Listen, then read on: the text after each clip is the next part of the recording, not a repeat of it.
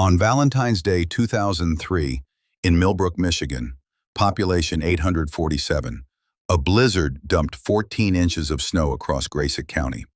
At 9:47 p.m., 23-year-old nursing student Sarah Chen left her elderly neighbor Mrs. Vance's house, returning a borrowed mug. Mrs. Vance watched through her kitchen window as Sarah's red coat disappeared into the swirling snow. 47 minutes later, Sarah's boyfriend, Derek Martinez, called police. She had vanished. When Deputy Wallace arrived, he found something impossible. The house was locked from inside, deadbolt engaged, chain lock in place, every window latched. Sarah's purse, keys, and phone were inside. Her textbooks lay open on the dining table, highlighter uncapped beside a half-finished assignment. Outside, the crime scene was even stranger. Sarah's footprints were clearly visible in the fresh snow, showing her path from Mrs. Vance's house toward her front door. But 15 feet from her door, the tracks simply stopped, as if she'd been lifted straight into the storm-darkened sky. Sarah's mother, Linda Chen, drove 87 miles from Lansing through the unplowed roads, driven by maternal instinct that something was terribly wrong. She transformed Sarah's rental house into a command center, refusing to let the system fail her daughter. Detective Raymond Morrison approached the case with skepticism. Young women didn't vanish from locked houses, he insisted. Maybe Derek was lying. Maybe Sarah staged her disappearance. He focused on Derek's gambling problems and their financial stress, rather than the physical impossibility before him. The community split. Some organized search parties.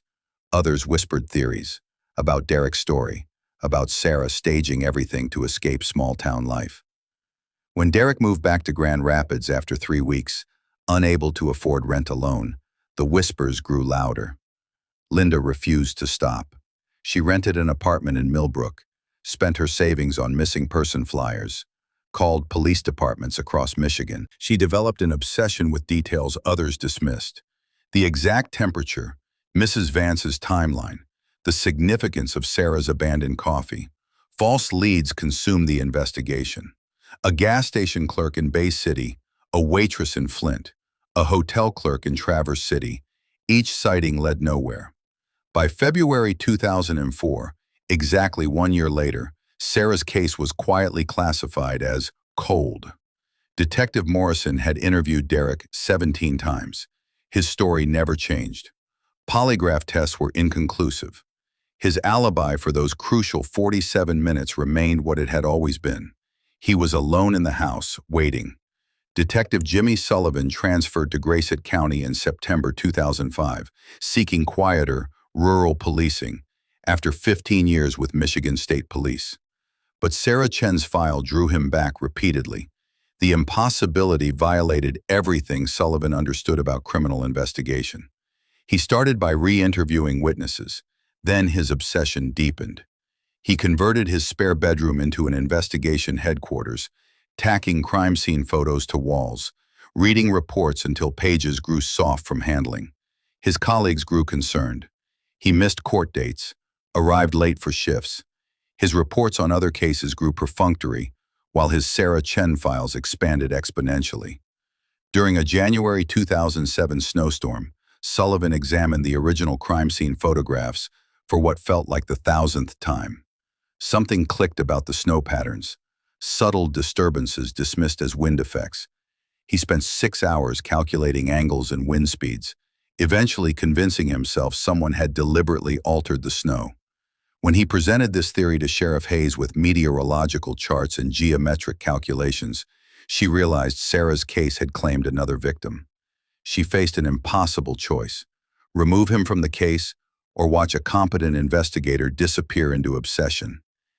Hayes let him pursue it as a secondary assignment. Sullivan solved dozens of other cases over the years, but Sarah Chen remained the investigation that defined his career and haunted his dreams. March 15, 2019, 16 years after Sarah's disappearance. Dr. Angela Martinez from the Michigan State Police Laboratory called about evidence samples sitting in frozen storage since 2003. Fabric fibers from Sarah's red winter coat, originally untestable due to limited 2003 technology, had been re-examined using enhanced DNA extraction techniques. The profile was partial but significant. 13 genetic markers, definitely male, with trace amounts of commercial-grade cleanser typically used in institutional settings like hospitals. Sullivan's hands shook as he wrote down the findings. After 16 years of dead ends, science was finally offering answers. He focused on people who'd had access to Sarah and worked in institutional settings. Her nursing rotations, her part-time job at a medical supply company, each contact represented a potential DNA source. He digitized old interview files, cross-referenced against employment records. 13 possible matches emerged.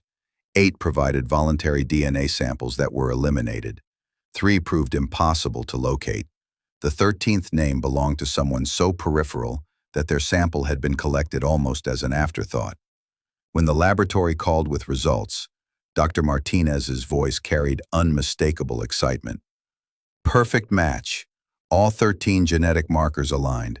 The name on Sullivan's screen at 2:47 p.m. on April 3, 2019. Robert Bob Vance. Mrs. Vance's 68-year-old nephew. Bob Vance had attended Sarah's memorial service, expressed sympathy to Linda Chen, joined early search parties. He was the helpful handyman, the devoted nephew, the church usher who never missed Sunday service. Bob worked as maintenance supervisor at Grayset County Medical Center, explaining the commercial-grade soap. He had unrestricted access to his aunt's property, including the spare key hidden under her back porch flower pot. Most chilling, Bob had been in Mrs. Vance's kitchen the evening of February 14, 2003, ostensibly helping prepare for the blizzard. Deeper investigation revealed disturbing patterns. Hospital staff admitted Bob showed unusual interest in young female employees, particularly nursing students. He asked personal questions about schedules, living arrangements, transportation habits. Most dismissed it as awkward friendliness from a lonely older man. Bob's access to the medical center extended far beyond normal hours. His maintenance position allowed emergency calls, giving him legitimate reasons to be anywhere, anytime. Hospital policy let maintenance staff use facility vehicles during emergencies, providing untraceable transportation during a blizzard. Mrs. Vance, now 86 with early-stage dementia, sometimes became agitated discussing her nephew, muttering about secrets and things Bob made me promise not to tell. Sullivan reconstructed what happened. Bob was at his aunt's house when Sarah arrived. He offered to walk her home through the blizzard. Using the spare key, he followed her inside. The locked doors and undisturbed snow weren't evidence of supernatural intervention. They were proof of someone who knew exactly how to manipulate a crime scene. But proving it required more than DNA. Sullivan needed Sarah's body, additional evidence, a case strong enough for prosecution 16 years later. Sullivan's surveillance began April 8, 2019. Bob's routine remained unchanged, except his hands shook unlocking his door. His garbage overflowed with whiskey bottles, and his visits to his aunt's grave increased from weekly to daily. Sullivan conducted 3 interviews, gradually increasing pressure. When he revealed the DNA match on April 22nd, Bob's psychological defenses collapsed completely. "I never meant for it to happen the way it did," Bob whispered. "Sarah was such a sweet girl. She didn't deserve what I did to her." The confession came in fragments. Bob claimed he'd followed Sarah to help her navigate the blizzard, used his aunt's spare key to enter the house, confronted her with sexual intentions she rejected. The struggle ended when Sarah struck her head on the kitchen counter, an injury Bob insisted was accidental, but proved fatal within minutes. He'd spent hours deciding what to do, eventually loading her body into his maintenance truck and driving to where she could rest peacefully. He staged the scene, locking doors from inside before exiting through a basement window, carefully obscuring his tracks while preserving Sarah's footprints. On April 24, 2019, Robert Vance was arrested. Millbrook's carefully maintained equilibrium shattered. The helpful handyman had been hiding in plain sight for 16 years. Linda Chen finally had answers, though Sarah's body remained missing, and healing had only just begun.